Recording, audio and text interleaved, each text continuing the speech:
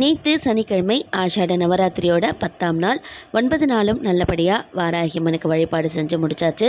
நேத்திக்கு கலசம் விசர்ஜனம் செய்கிறதுக்காக காலையிலேயே பால் மட்டும் நிவேதனமாக செஞ்சு வச்சுட்டு அம்மாவுக்கு ஆலம் கலக்கி டிஸ்டிக் கழித்து போட்டாச்சு.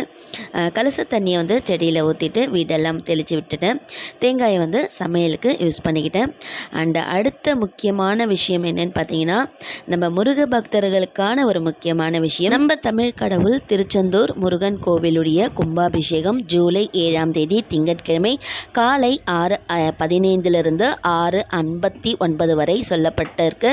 இந்த நாளில் நாம் வந்து கோவில்களுக்கு போக முடியலனாலும் நம்ம வீட்டில் இருக்கிற முருக பக்தர்கள் எல்லாருமே முருகப்பெருமானுக்கு அபிஷேகம் ஆராதனை செய்து நம்மளால் முடிஞ்ச வழிபாடை நம்ம திருச்செந்தூர் முருகனாக நினச்சி நம்ம வீடுகளில் வழிபாடு செய்யலாம்.